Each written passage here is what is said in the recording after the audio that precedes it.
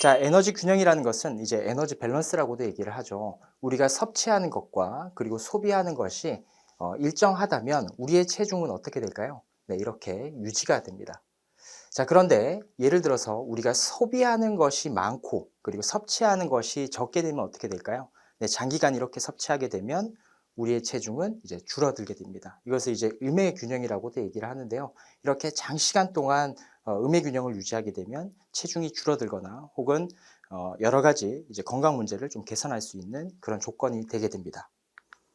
자, 그리고 반대가 있죠. 이렇게 섭취하는 것이 많고 소비하는 것이 적어지면 어떻게 될까요?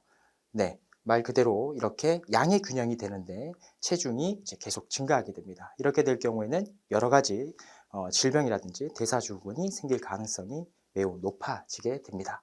따라서 우리가 건강하기 위해서는 이렇게 섭취하는 것과 소비하는 것을 잘 아는 것이 필요하고 이 에너지 균형을 적절하게 잘 맞추는 것이 중요하다라고 얘기를 할 수가 있겠습니다. 자, 우리는 끊임없이 에너지를 소비하면서 살아갑니다. 그 중에서 가장 많은 부분을 차지하는 것이 바로 안정시 에너지 소비량이라고 할 수가 있는데요. 말 그대로 안정시에 소비하는 에너지 소비량으로 총 에너지 소비량의 약 60% 이상을 차지한다라고 알려져 있습니다.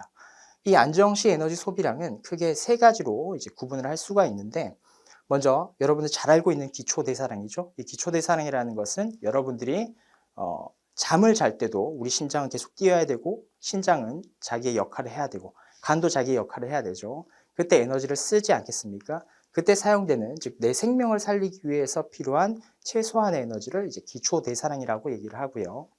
그리고 수면 중 대사량, 말 그대로 잠을 잘 때 대사되는 그 대사량을 뜻합니다. 그리고 각성 상태의 대사량은 여러분들처럼 제 강의를 듣고 있죠. 안정시 상태에 깨어있는 상태에서의 대사를 뜻합니다. 이 세 가지를 합쳐서 우리가 안정시 에너지 소비량이라고 얘기를 하고 있습니다. 자, 다음은 식이유발성 열생산인데요. 이것은 말 그대로 우리가 음식을 먹게 되면 소화 흡수하는 데 사용되는 에너지 소비입니다. 그래서 여러분들이 저작 운동뿐만 아니라 우리 몸에서 소화 흡수가 될 때 열이 발생을 하죠. 즉 열이 많이 발생된다는 것은 에너지를 많이 쓴다는 것과 동일하기 때문에 우리가 음식을 먹어도 소화 흡수하는 데 에너지를 쓰게 됩니다. 총 에너지 소비량이 한 10% 정도 사용이 된다라고 알려져 있습니다. 자, 다음은 운동에 의한 에너지 소비인데요. 이 운동에 의한 에너지 소비도 크게 두 가지로 구분을 할 수가 있습니다. 첫 번째는 운동에 의한 에너지 소비인데요. 말 그대로 여러분들이 운동을 할 때, 팔굽혀펴기라든지 아니면 웨이트 트레이닝을 한다든지 아니면 러닝을 할 때 소비되는 에너지 소비를 뜻하고요.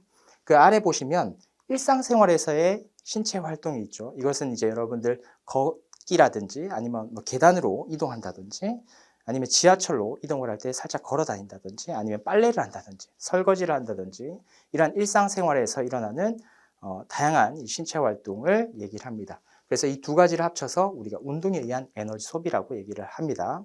자, 이 세 가지 중에서 가장 유동적인 것은 뭘까요?